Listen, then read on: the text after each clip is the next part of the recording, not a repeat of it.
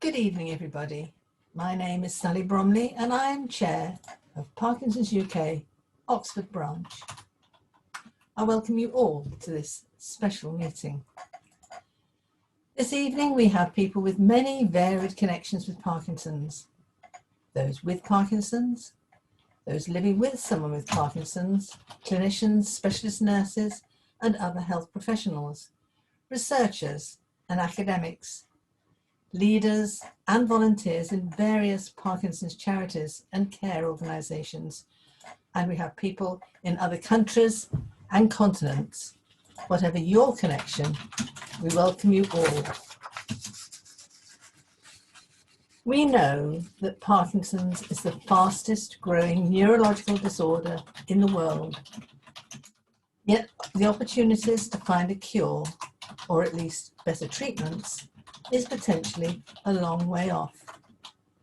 That is, unless we, the whole community represented here tonight, plus more from all over the globe, get together to strengthen our bonds and let the world know there are risk factors, and also to inform what living with this complex, degenerative and relentless condition is like.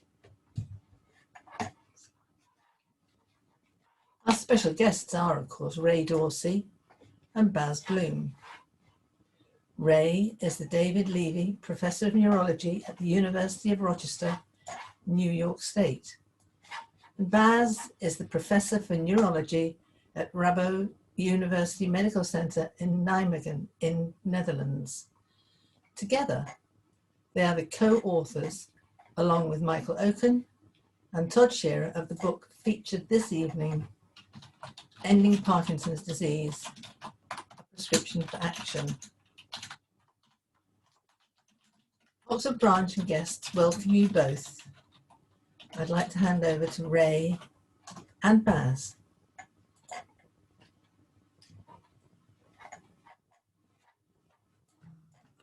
Thank you very much.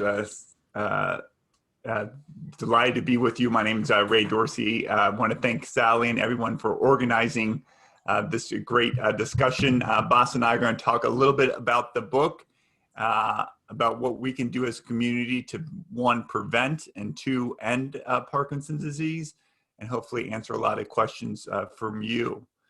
So how did we go from a rare neurological disease that Dr. James Parkinson described in London in 1817 to the world's fastest growing brain disease? And I think I can share my screen. I'm just going to show you a picture. Can you see my screen? Yeah. And so this is Dr. James Parkinson's. So in 1817, and the same place that William Shakespeare wrote many of his plays, Dr. James Parkinson wrote this pamphlet, this little book, about 6 people that he largely observed walking on the streets of London with a disease that he said had not been classified in the medical literature before. Dr. Parkinson was a physician, the son of a physician, and was 61 years old at the time when he wrote this. And so clearly he was writing something that, at least in his eyes, was new and had not been previously described, and something that was concerning to him. And so he described people walking the streets of London with a fascinating gait, with a stooped posture, with a tremor. So it's worth considering what was going on in London at that time. And your audience knows better than I do. One of the London in 1817 was the capital of the Industrial Revolution, and the Industrial Revolution was at its height. And tied to the Industrial Revolution were numerous products and byproducts that have since been linked to Parkinson's disease. One of those is air pollution. And as you all know, the London fog has little to do with weather and a lot to do with air pollution. This is a picture of the London fog from 1847. And if you look at it, it doesn't look too dissimilar from modern day Beijing, where the rates of Parkinson's disease are increasing most rapidly. If you look carefully, you can see the people walking, the family walking the streets are covering their mouths to cover their faces from the toxic effects of the pollution. They need boys with torches to show them how to walk, how to navigate the streets because they can't even see across the street. And since then, numerous studies have linked air pollution to Parkinson's disease. And there are other environmental factors that are contributing to Parkinson's disease. One is actually, another one is pesticides. And indeed, the very first person that Dr. James Parkinson described in his case series of 6 was a horticulturalist, a gardener who had spent his life working with plants and likely pesticides.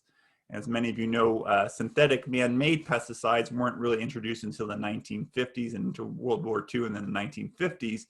But naturally occurring pesticides, including a class of pesticides called pyrethins, which are found in chrysanthemums, which my understanding grows in England. You guys will correct me if I'm wrong. I'd love to be corrected. Could have been contributing to his Parkinson's disease. Now that's just pure speculation. But since that time, numerous pesticides, many of which are nerve toxins, many of which target the parts of cells that are damaged in Parkinson's disease, and many of which, when you feed it to laboratory animals, reproduce the behavioral and pathological features of Parkinson's disease, have been linked to it. Indeed, one called paraquat is considered the most toxic herbicide ever created. It kills the weeds that Roundup doesn't. It's been banned by 32 countries, including China, but the United States still permits its use, and its use has doubled over the last decade and increased by 20% in the last year. Now, England fortunately bans the pesticide, but England still exports it. So there are plants in England that manufacture this pesticide called paraquat, which increases the risk of Parkinson's by about 150%, and exports it to different parts of the world, including Brazil, Mexico, and even the United States. So the United States imports a chemical, a pesticide from England that we know increases the risk of Parkinson's disease by more than double. There are other environmental factors, including a chemical called trichloroethylene, or TCE. This is an industrial solvent that's been widely used as a degreasing agent, widely used in the semiconductor industry to clean off circuit boards. Previously used a lot in the dry cleaning industry. One study in England suggested that 8% of workers have worked with this chemical, again called TCE, that was ubiquitous in the 1970s. A study of twins who worked with TCE and twins who didn't work with TCE found that the risk of Parkinson's disease among twins working with TCE was not 50% higher, not 150% higher, but 500% higher. And although several countries have banned TCE, its harmful effects are still around us everywhere. In the United States, there are thousands of sites that are contaminated with TCE where it gets into the groundwater. It's the most common groundwater contaminant in the US, contaminating up to 30% of groundwater. And it forms underground plumes that evaporate into people's homes, workplaces, and schools undetected. And I suspect there are many such sites in the United Kingdom. So those are the big risk factors I wanted to talk about: air pollution, pesticides, and industrial solvents. And so now Parkinson's disease is the world's fastest growing brain disease. It's doubled over the last 25 years. Absent change will double again the coming 25 years. So what can we do to stop Parkinson's disease? So in the book that Bas and Michael and Todd share and I wrote, we put together a pact, a PACT, to end Parkinson's disease. And I'm going to talk about the first two letters of that pact, P and A, and then Bas, I think Bas is on here somewhere. I can't see everyone. We'll talk about care and treatment. So the first element of the pact is prevention. So Parkinson's disease, to a large extent, is not an inevitable consequence of aging. It is a preventable disease. Parkinson's disease, to a large extent, is not an inevitable consequence of aging. Not everyone, not all older adults, not James Parkinson, not King George III, not George Washington, were developing Parkinson's disease in the 1800s. And Parkinson's disease is far more common now than it ever has been in the history of the world. Something needs to have been driving that. And as we know from Dr. William Gowers and others, that about 10 to 15% of people have a family history of Parkinson's disease, and about 10 to 15% of people have an identifiable genetic risk factor that increases their risk of Parkinson's disease. But said another way, 85% of people have no family history of Parkinson's disease, 85% of people have no known identifiable genetic risk factor putting them at high risk for the disease. So it must be other factors other than genetics that are driving the rise of Parkinson's disease. Aging clearly has an effect, but aging also has an effect on lung cancer. And if you look at the graphs of incidence of lung cancer and Parkinson's disease, they're identical.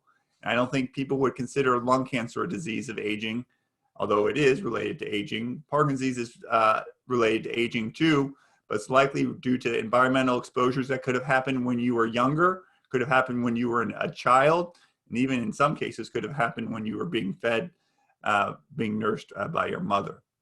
I'm happy to talk about that later. So the first step to the pact is to prevent the disease. How can we prevent the disease? We can ban certain pesticides linked to it, including paraquat, another pesticide called chlorpyrifos, widely used on golf courses.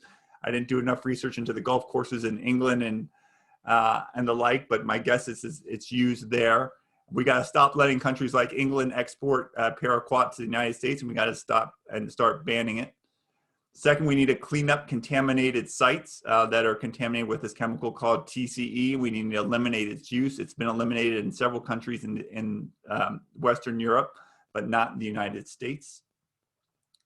And then we got to take actions that we can do individually to decrease our risk of Parkinson's disease. So most of you, hopefully all of you, know that exercise is really helpful for people with Parkinson's disease. But exercise in your 40s, 50s, and 60s can decrease your risk of ever developing Parkinson's by 20%. A Mediterranean diet high in fruits and vegetables, low in animal products is likely beneficial for people with Parkinson's disease and can decrease your risk of ever developing the disease.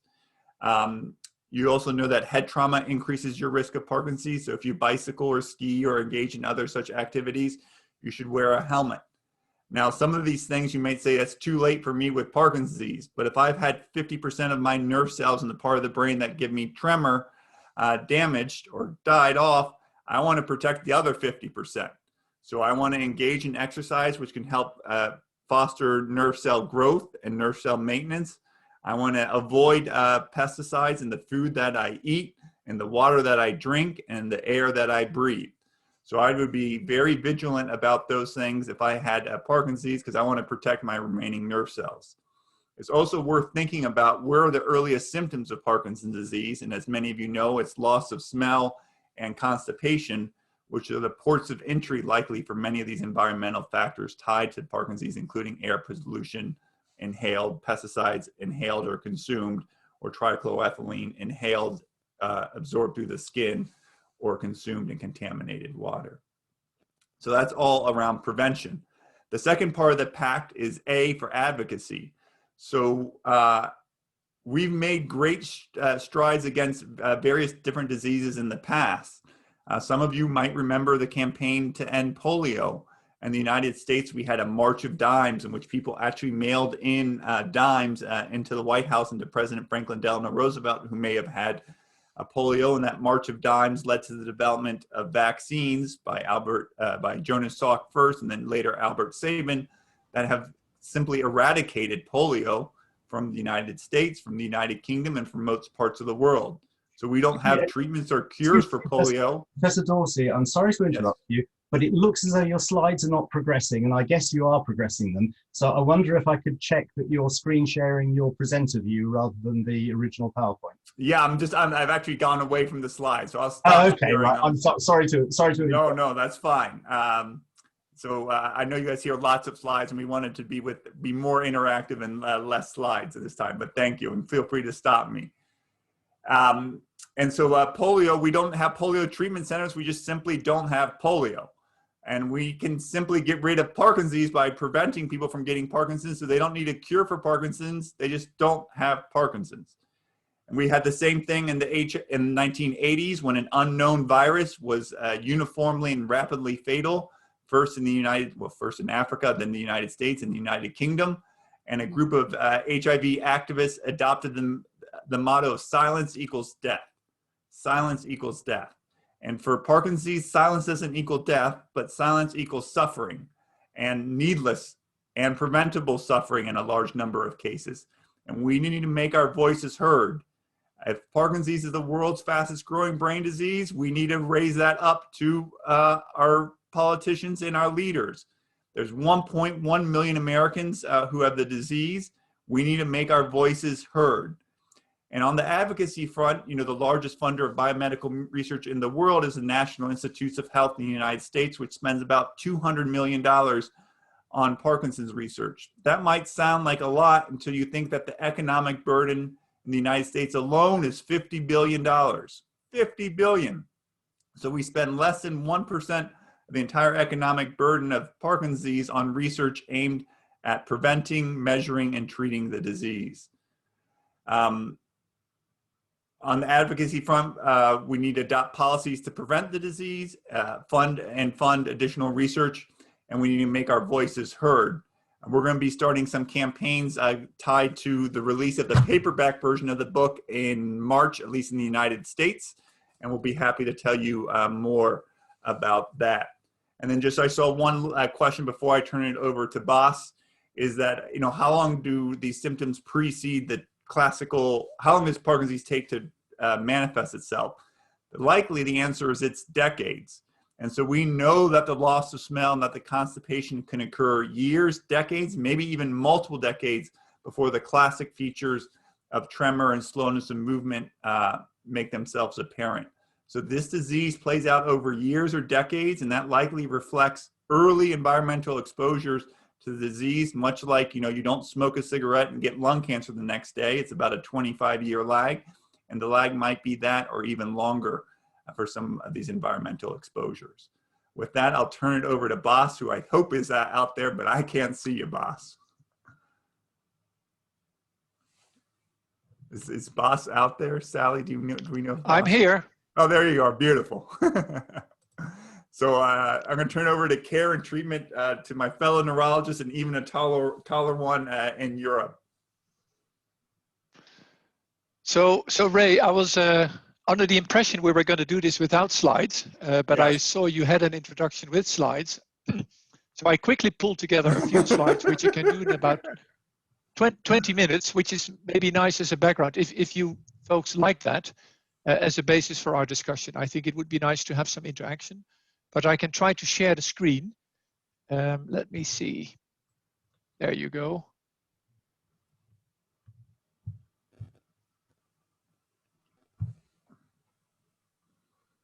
So can you see that? You're good, Bas. Yes, you can see this.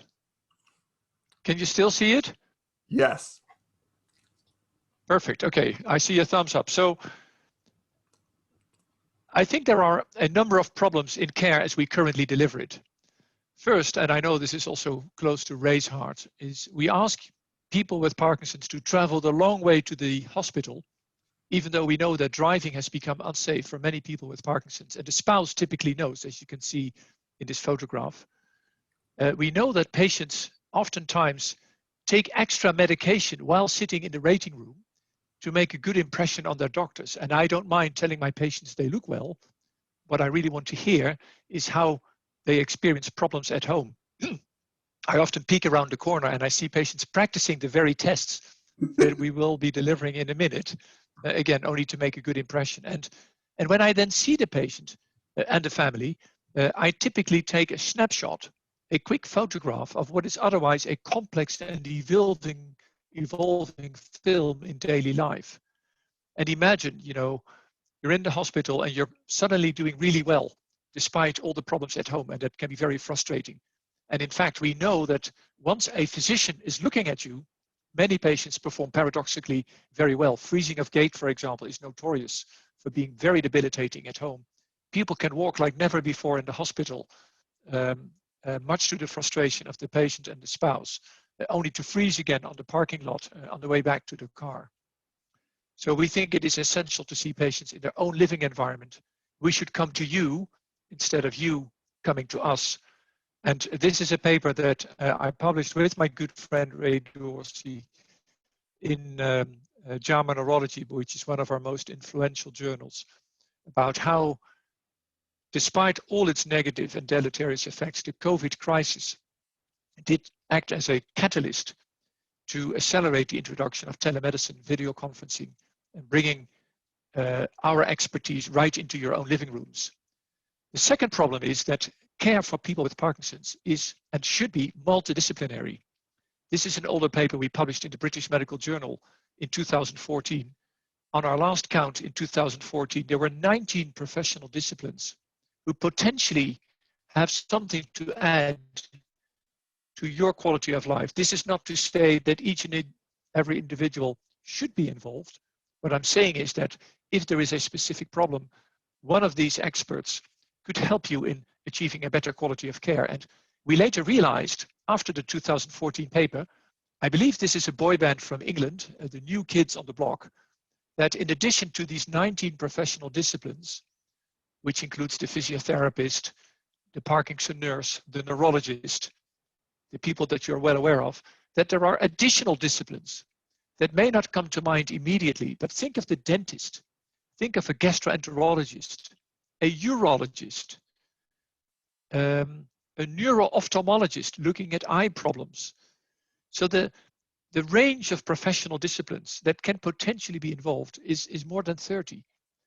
I think this tells you a lot about the complexity of Parkinson's. At the same time, it should give you hope that there are many, many professionals out there who could potentially help you.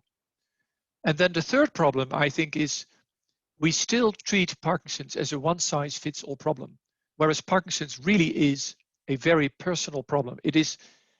I was invited to write the most prestigious paper in my life, which will come out in The Lancet next month or so.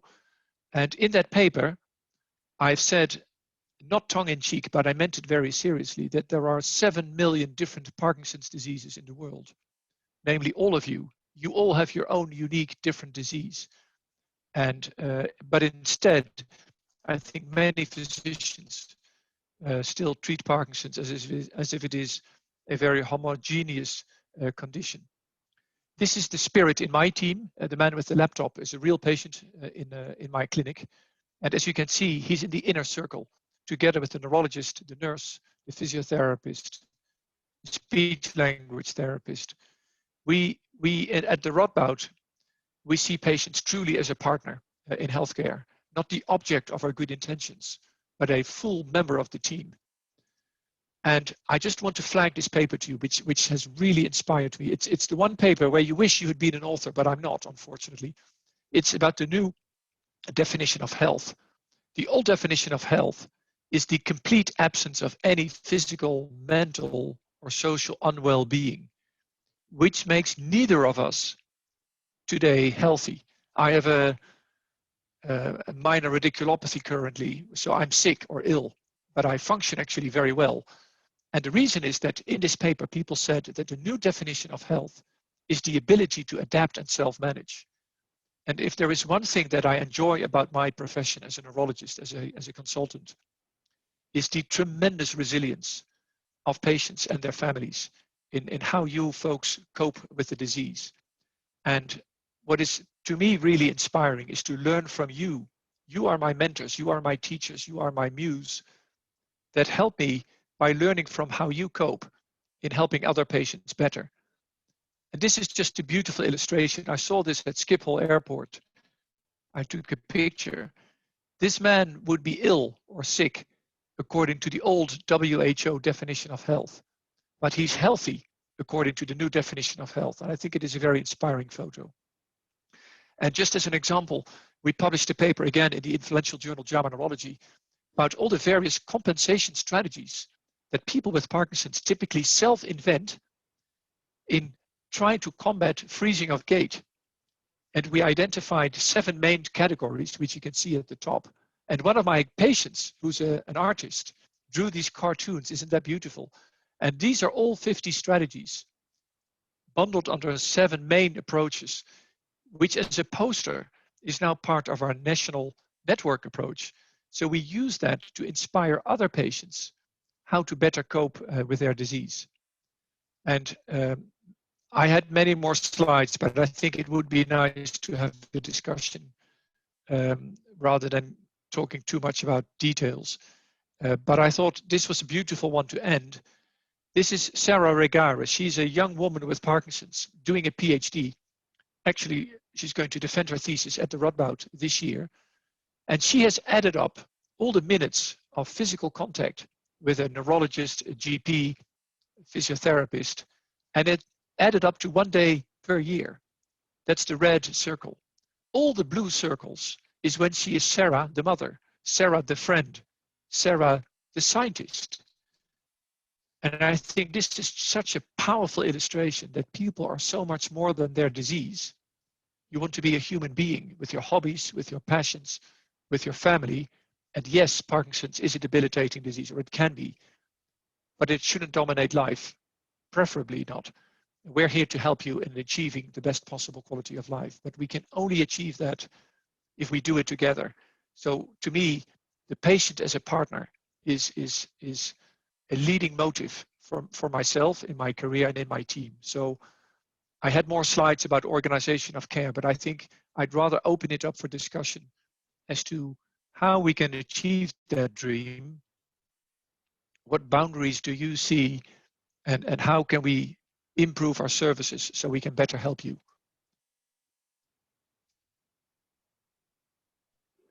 Thank you very much, Baz and Ray. I'm Kevin McFarthing. I'm the research liaison for the Oxford branch of Parkinson's UK, and I'll be moderating the Q&A session. We had a lot of questions submitted before the event, and quite a few through the chat box this evening. And the chat box is still open for questions, by the way. So I hope we get to all of them, but if we don't, I will apologize in advance to the question submitters if we don't get there. First question is, we had several questions about advocacy, basically asking what is the best thing we as parents, as patients and carers can do to change the minds of the decision makers.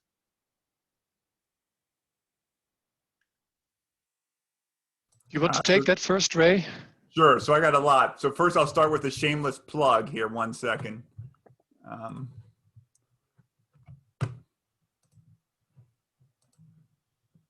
So if you haven't gotten our book, can you see my screen?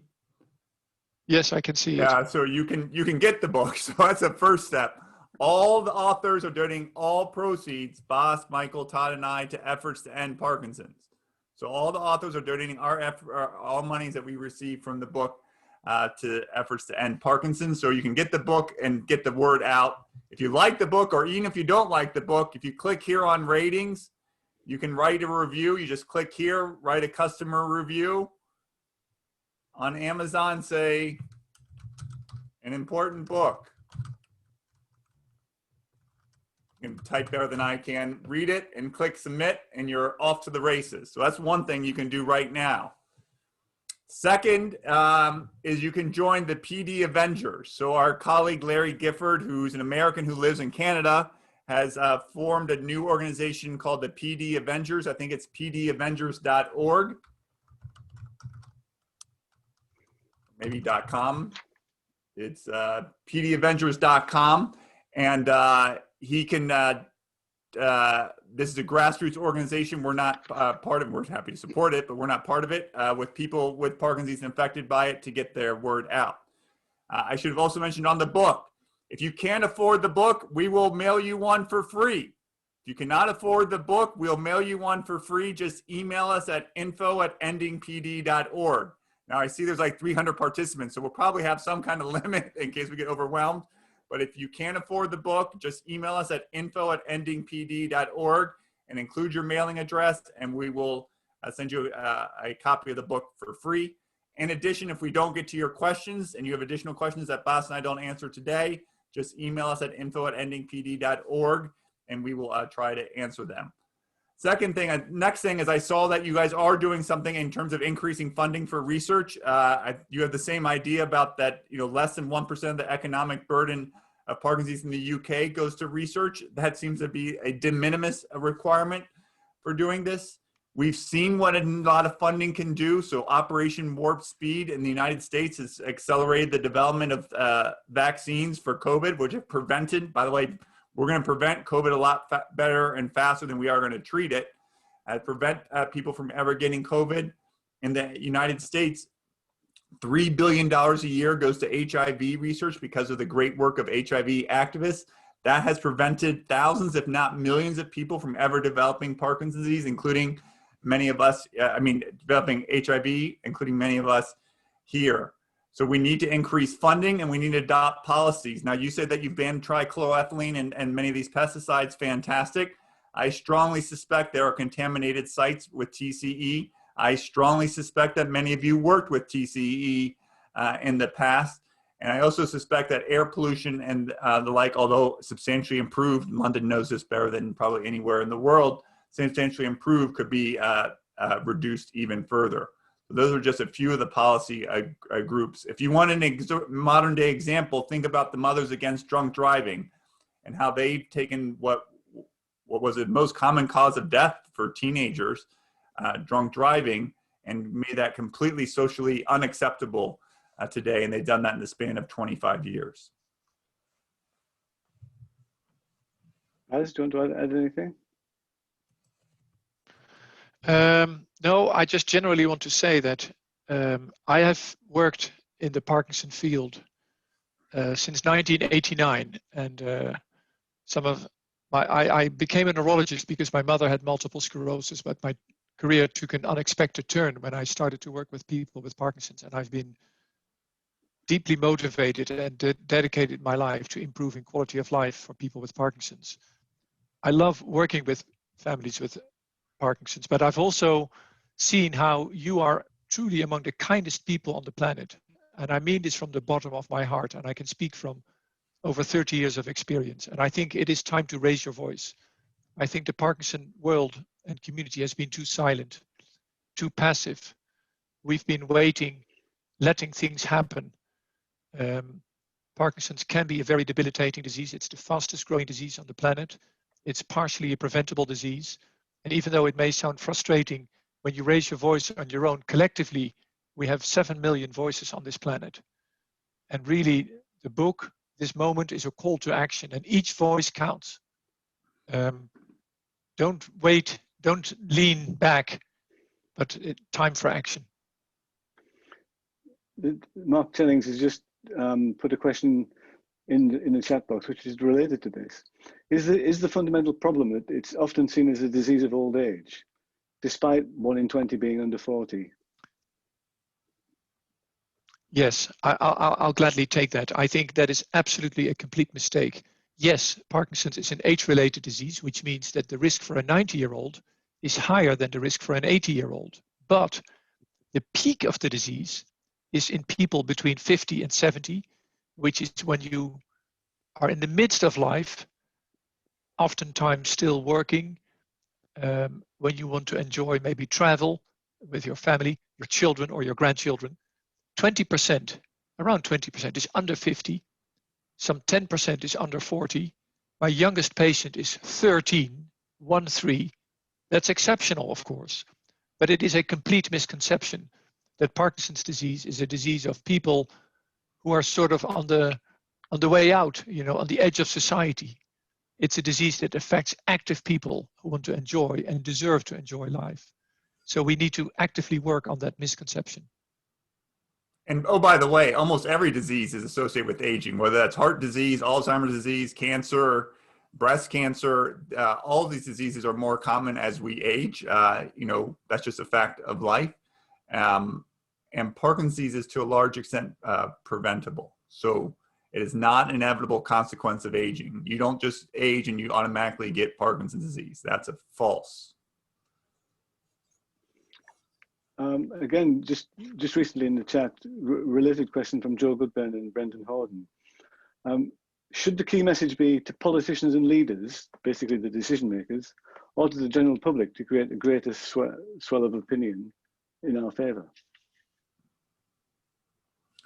Well, there are policymakers and politicians who may have Parkinson's disease. I don't know this for a fact, but there are public reports that, Chancellor Angela Merkel might have Parkinson's disease. There are published reports that President Vladimir Putin may have Parkinson's disease. Deng Xiaoping had Parkinson's disease. My guess is the House of Lords has some older individuals who probably have Parkinson's disease. I suspect the House of Commons does too. The U.S. Senate and the U.S. House of Representatives have people with Parkinson's disease. I mean, almost everyone knows somebody with Parkinson's disease. If you're over the age of 50 overwhelmingly you have a friend or family member who has a Parkinson's disease, and many of our politicians are of that generation, and it's a perfect opportunity for them to exhibit leadership to address the world's fastest growing brain disease.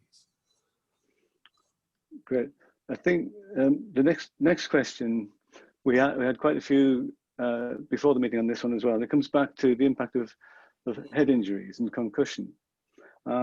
So should there be a reduction or even a ban on head contact in sport? Boss is our athlete. Yes. Yeah. So a number of studies have now shown that there is an increased risk of developing Parkinson's in those with recurrent head trauma. So I use the word recurrent on purpose because some people think that one concussion that you sustained at age 20 is the cause of your Parkinson's now. As far as we know, there is no relation between a single event and your Parkinson's today. I'm saying that to reassure you, because sometimes people think, oh gosh, if I hadn't had that, one single accident. What we do know is that in football players and other people who are prone to receive recurrent head trauma, yes, the risk of developing Parkinson's is increased. So we should prevent a younger generation, for example, American football players, but also people in other types of sports or other workplaces where you might be at risk of sustaining head injury. Better protection is part of the answer to the Parkinson pandemic.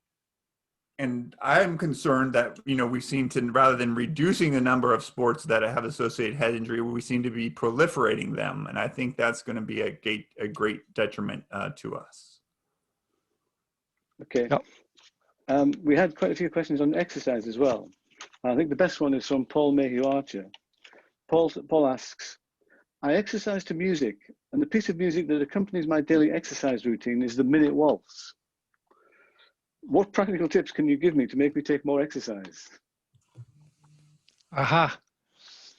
It's a brilliant question. So, well, first of all, let me emphasize to all of you two things. One, exercise is now a class 1 evidence intervention to improve your symptoms, just like a drug, just like levodopa.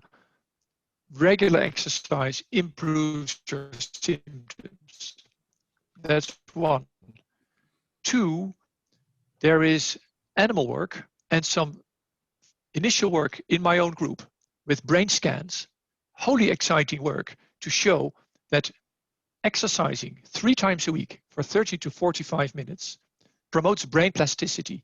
What we showed is that in a study where people exercised on a stationary bicycle 3 times a week, whereas controls were just doing stretching exercises, we did brain scans before and after in both groups. What we saw in the control group is that the brain was shrinking a little bit, which is happening in all of us. We stopped the brain from shrinking with regular exercise. And in addition, the exercisers made new functional brain connections. How exciting is that? Which was not happening in the controls. So that should motivate you to the bone to engage in regular exercise. And a few practical tips are the following. One, there must be an aerobic component. And what I mean by aerobic component is panting. So titrating your exercise to your heart rate can be frustrating because the nerve going to the heart is somewhat affected in Parkinson's. That's nothing to worry about, but it means effectively that some people cannot increase the heart rate beyond 100. So you dose it perfectly right if you pant, but can still maintain a conversation, but with slightly shorter sentences. So there must be an aerobic component. Second, I urge you to do it every day. If you do it 3 times a week, there's always tomorrow. If you build a new regime where you exercise every day, there is no ifs, ands, or buts. You have to exercise. 3, immediately after exercise, you may likely experience a temporary worsening of your Parkinson's symptoms, which sometimes causes people to stop exercising because they think they've done something harmful. The opposite is true. See it as a medal for your good behavior. It is probably a sign that your workout has consumed a lot of dopamine, which leads to a temporary worsening of your symptoms. But it's actually that element that drives your brain plasticity. And what you can do is discuss with your Parkinson nurse or consultant to maybe take a little bit of extra medication prior to exercise in order to allow yourself to have a proper workout. So aerobic exercise, daily basis, 30 to 45 minutes, panting but still maintaining a conversation. And don't be scared by temporary worsening, and increase your medication if needed. So And Paul clearly needs a longer piece of music. Oh yeah, and then the music, oh sorry, and maybe the sixth recommendation is do something that you like. So we published our paper in the Lancet where we used stationary bicycles. And the only reason we use well, I'm Dutch, everybody rides a bicycle, so that's my Dutch bias. But it doesn't matter what you do as long as it has this aerobic component. So you can do a brisk walk or cycle or swim, or you can vary and do something you like. And many people like to exercise to music.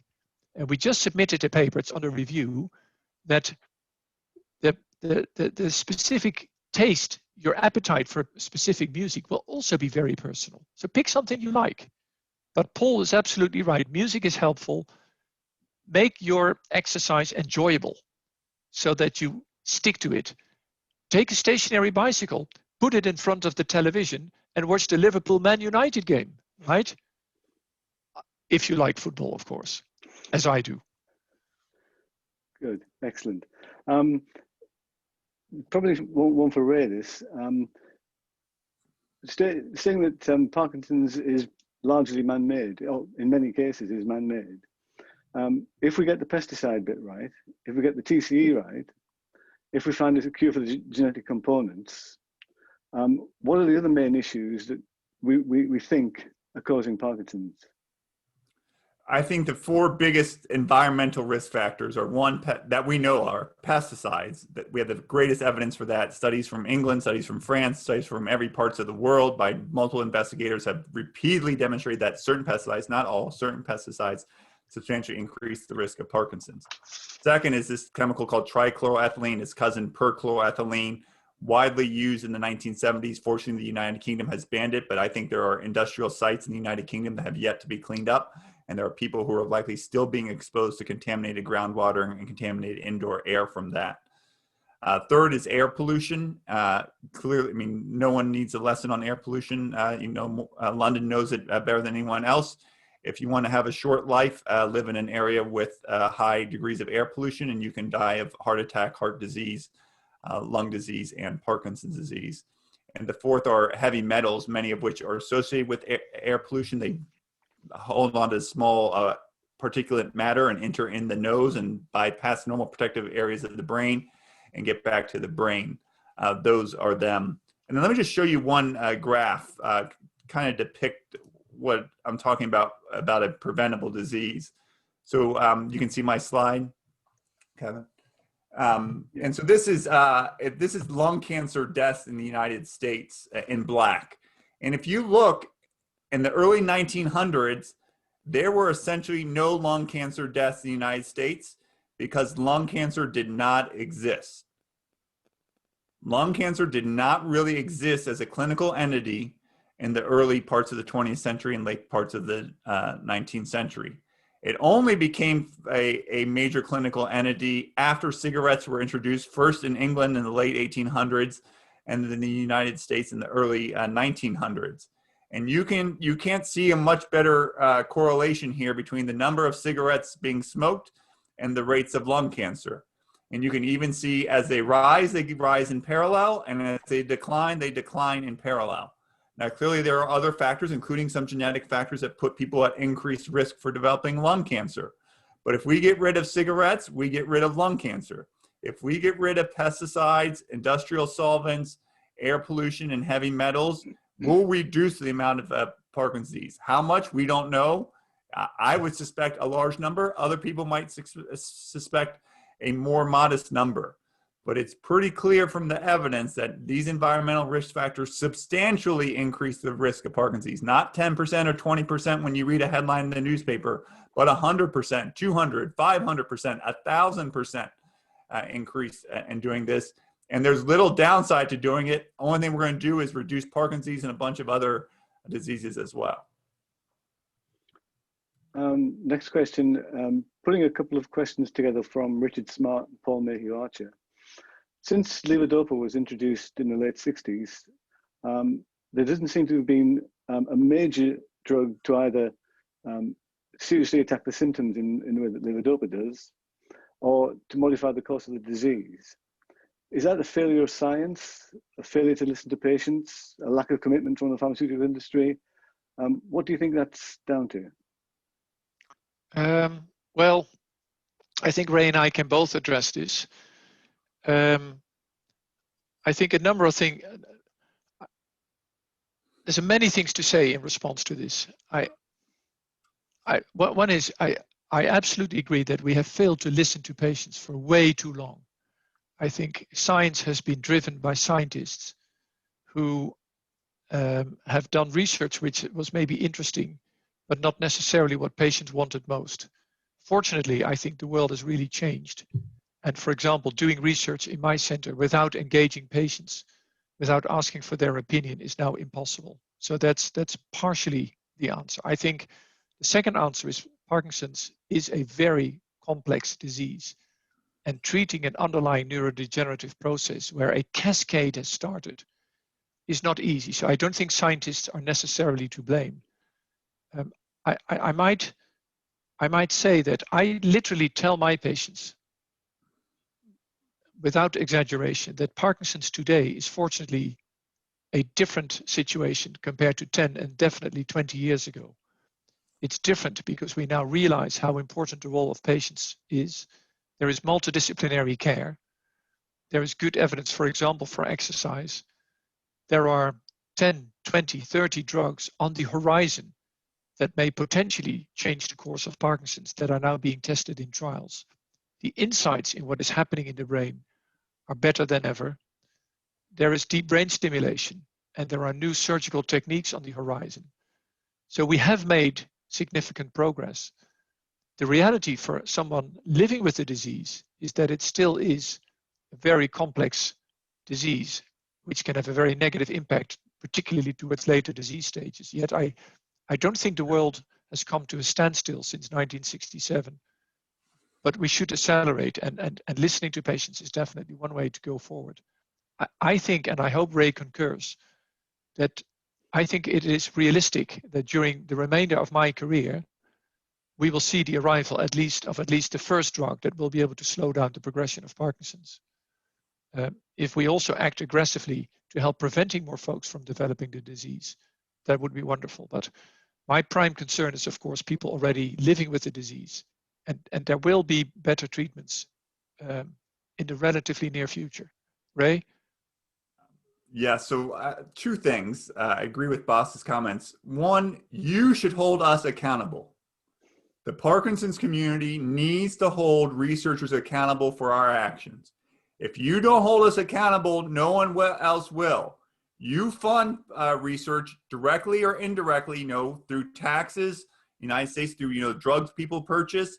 All that money goes back, some of it goes back to R&D, and some of it goes to public funders, MRC or NIH or whatever the funding agency, or Parkinson's UK or the Michael J. Fox Foundation. If you don't hold us accountable, no one will. The Michael J. Fox Foundation alone has raised $1 billion in funding for research for the last 20 years. Someone should go to all the people who received that money and say, what have you done to reduce the burden of Parkinson's disease? You must hold us accountable. Second, we need better measures of the disease. So right now, as many of you know, when you go to the neurologist, you have them tap your thumb and index finger. And then someone like Boss or someone like me rates that from 0 to 4, 0 being unaffected, 4 being unable to do. And then the only other choices are 1, 2, and 3. I think in 2021, we can do better than categorical subjective measures that vary depending on the person who's doing the assessment and vary depending on how you're doing at that particular moment in time. We're trying to look for biological markers. We're trying to look for imaging markers. Boss and I spend a lot of time using these supercomputers that we carry around with us everywhere we go to get better measures of the disease. Better measures lead to better treatments. We see that for HIV, where we can just measure the number of cells that are infected or the amount of virus in the blood. If we get better measures of Parkinson's disease, we'll get better treatments sooner and less expensively. Thanks. The next question is, again, a collision of multiple ones. Given the potential links that have been put forward between the gut and the brain, and the role that the link between the two might play in developing Parkinson's, what do you see for the future there? And are there is there anything we can do now, such as taking probiotics, to influence gut health, to help either with prevention or with current care? Shall I take that first, Ray? Yes. So it is clear that Parkinson's is also a gut disease, and for many people it starts as a gut disease, and ultimately the gut is affected in nearly everyone with Parkinson's. The low-hanging fruit is that many patients are at risk of developing constipation. And what we are now seeing is that constipation, which can sometimes be associated with paradoxical diarrhea, so people think that the diarrhea is a sign of, infection, but it can be a sign of chronic constipation, leads to bacterial overgrowth, and specifically of particular bacterial cultures that convert levodopa into dopamine already in the gut, so that the symptomatic drugs that you need so dearly do not work as well. So for all of you, in addition to exercising on a daily basis, you have to promise me that you make sure that you have regular bowel movements. And regular bowel movements can be ascertained through exercise, drinking a lot of fluids, half a gallon a day if you can, and try, it's hard, but it's necessary, a high fiber diet, and if needed, speak to your GP and ask for laxatives. But you need regular bowel movements. Don't accept sturdy stools. Don't accept, stools maybe once every 3 or 4 days. Don't. Probiotics is an area of research. Currently, there's no real good evidence. There's one trial that carefully suggested some benefit. Probiotics could replace the bad guys with the good guys, but for all we know, it could also do the opposite. So I wouldn't recommend probiotics now. You can always try yourself, and if it helps you, then obviously I'm happy, but I wouldn't recommend it as a physician. I think we need more research. It is interesting that in some of my patients, I'm now trying, in people with clear signs of bacterial overgrowth, which is a lot of winds, constipation, with intermittent diarrhea, I sometimes try antibiotics to kill off the wrong bacteria with surprisingly good results. But this is anecdotal. We need proper research in this area.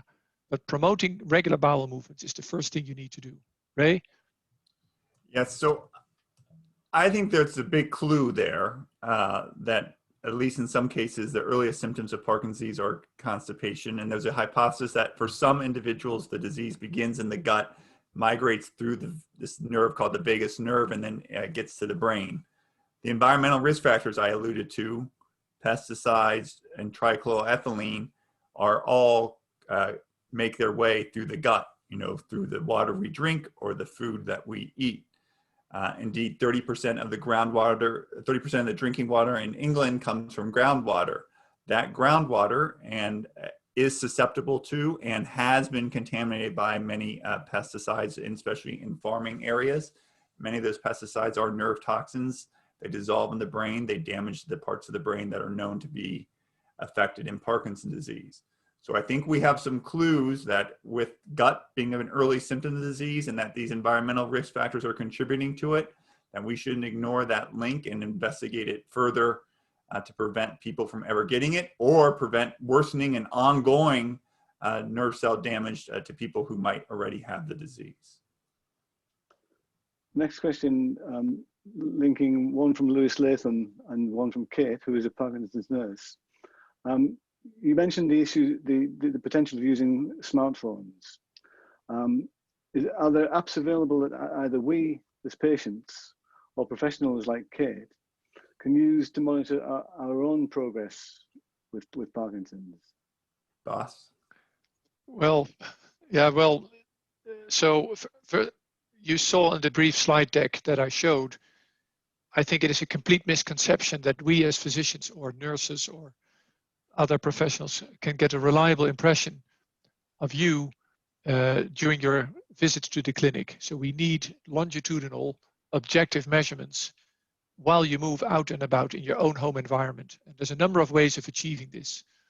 One is through smartphones.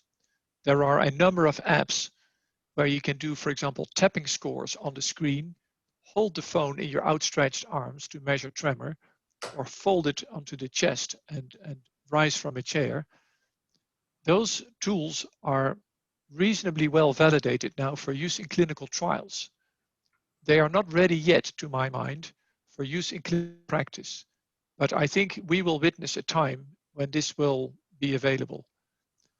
An alternative is body-worn sensors. So what I just mentioned is a way of active tracking. It requires you to do something. There's also a way of passive tracking, and passive tracking can also be done with a smartphone because it has built-in sensors. A challenge is that not all women wear pants or suitable clothes where they can put the phone cleverly into the pocket. So it's not always in a consistent position on the body. But for example, a smart watch or a sensor pasted onto the belt or on the shank can also measure Parkinson's symptoms. And for some symptoms such as tremor, this is quite well advanced now. For other symptoms like response fluctuations to dyskinesias, this is still work in progress. The trouble right now is to validate algorithms that work reliably not only in a laboratory, but also in your own homes. And that translation needs to be made. And second, how you can influence the behavior of doctors or nurses based on those data. So they need to change their approach to care. And I can tell you, I try to innovate healthcare all my life, and the system is very resilient to change. I think it is a very promising development, but it's not there to influence your care immediately. Maybe one exception is false detectors, which are commercially available. We've published about this, and that's a way of objectively measuring falls in the home. They can be connected to warning systems. So if you cannot rise from the floor after a fall, you can alert, say, a nurse or a physiotherapist to come and help you back on your feet. Ray, you have rich experience as well. So I'm going to actually go back to Boss's definition, I think, from the World Health Organization about to adapt and self-manage. The more control you have over your disease, the more knowledgeable you are about your health, the better you'll do. There's a concept in literature called self-efficacy, which is control over yourself. The more information you have, the more knowledge, the more data, the more powerful you are for managing your disease, managing your family member's disease, and the more powerful you'll be as an advocate to change the course of this disease. The people who change the course of disease are ordinary people who are generally affected by the disease, whether that's polio, whether that's HIV, whether that's victims of drunk driving and their families. It is you who will change the course of Parkinson's disease far more than any neurologist, no matter how brilliant or how many papers we write. It is ordinary people most directly affected by the disease who are most knowledgeable, most empowered, who change the course of these diseases. And that's our challenge to you.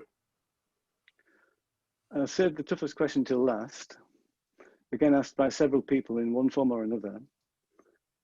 When do you think we will have the ability to effectively stop the progress of Parkinson's?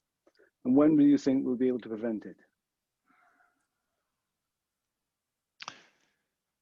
Yeah, that's the $10 billion question. Like I said, I think during my lifetime, we will see the arrival of the first interventions, whether this be exercise or a drug, that can slow down the progression of Parkinson's. I think it is realistic that between now and 10 years, the first drugs will be available to slow down the progression of Parkinson's. A challenge is that these drugs will be tested for efficacy in very early stages of the disease. And why? Because A, we think Parkinson's may be most amenable to change very early on in the disease. Second, it is easiest to show a disease-modifying effect in people who are still untreated. A big debate among scientists is whether Parkinson's is still the same disease after 20 years as it is in the early days. So it is not necessarily the case that a drug that slows down early Parkinson's will be as efficacious in slowing down a later stage of Parkinson's, because different disease processes may start to come into play and become the dominant disease process. This is one of the reasons why we think that the many Alzheimer trials, Alzheimer field has preceded us, and you know from the media how many trials have failed in that area, is because probably the trials were initiated too late and they didn't have the proper outcomes. Just to echo what Professor Dorsey was saying, and I completely agree, we need the right outcomes. I think stopping the disease is a long way to go. Slowing, I would say, is within reasonable reach. Ray?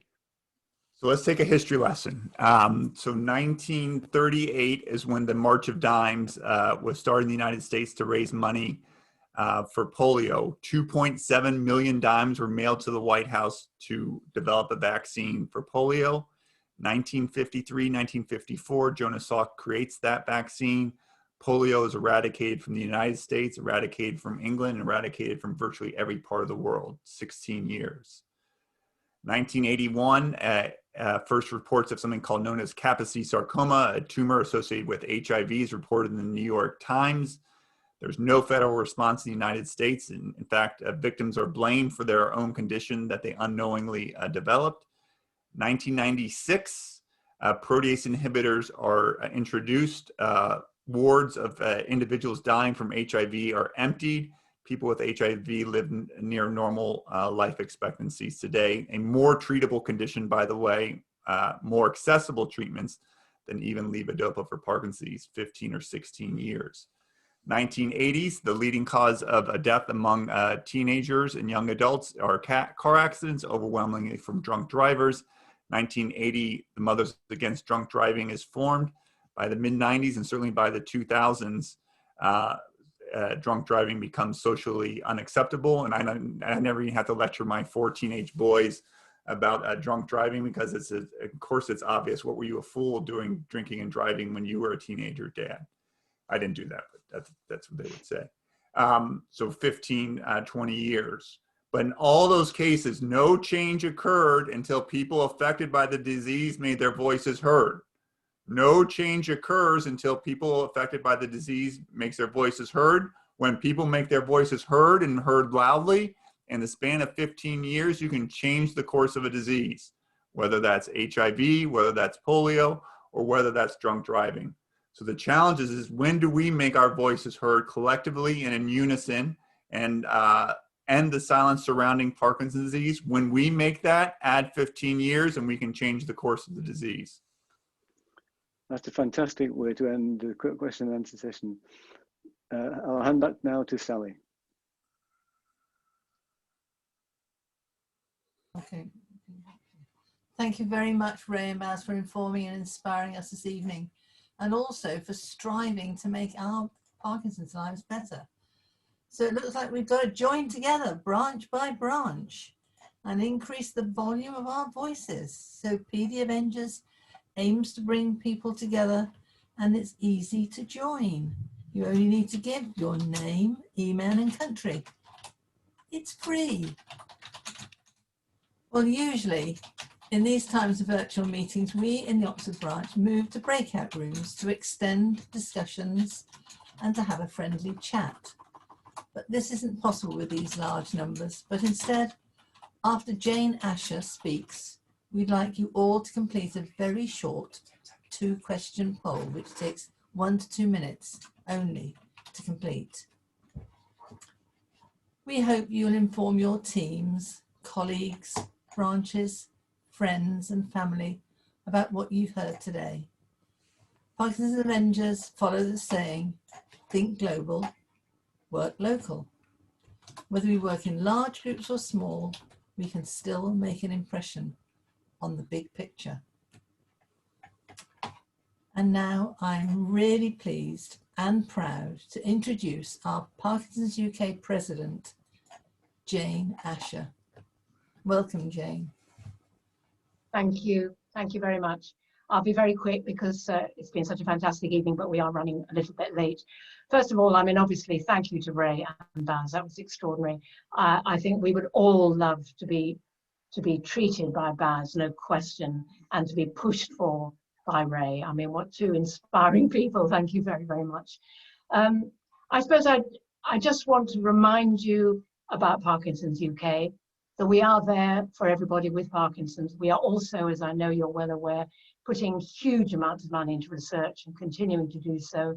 There were a few questions about the GDNF trials, which was so frustrating. Believe me, I am as frustrated as you all are.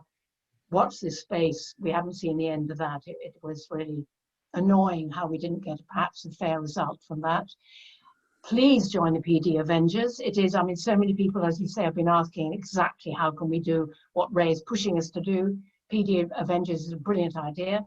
Join Team Parkinson's, in other words, by joining Parkinson's UK. Support our branches, which are giving so much help to everybody now, which is still so important. And above all, keep talking to each other, keep pushing. We hopefully will get our voices heard more loudly. It is so frustrating. My lovely father, a physician, many, many years ago, when I was a tiny child, 74, 73 years ago, saying to me what a horrible disease it was, horrible, and it was called a disease then for sure, and what can we do about it? And I know he would be listening wherever he is and being so appreciative of what is being attempted. Please, thank you. Please stay with Parkinson's UK. Please join Pd Avengers. Please support the branches, which are doing so much for everybody, and helped my dear late brother-in-law who had Parkinson's so very much. And thank you all for coming. And thank you, Ray and Baz, particularly. Thank you. Can I say one thing before we conclude? Of course. We've just published a paper today about COVID vaccines and the importance for people with Parkinson's. Our help desk in my hospital receives dozens of questions per week, whether the vaccines are safe, whether they interfere with the Parkinson's disease neuropathology, whether they interact with medication. And we published a paper today where we reviewed the world's literature and we looked at the real life evidence. And there is no reason whatsoever to think that the vaccine does any harm to people with Parkinson's. Conversely, we know that people with Parkinson's are more at risk of experiencing the respiratory complications of COVID. So if the vaccine is offered to you, please don't hesitate and take it, because it can protect you from the respiratory dangers of COVID. And I just wanted to share that and take this opportunity here. Thank you. Good night, everybody. Good night. Bye-bye. Stay safe. All right.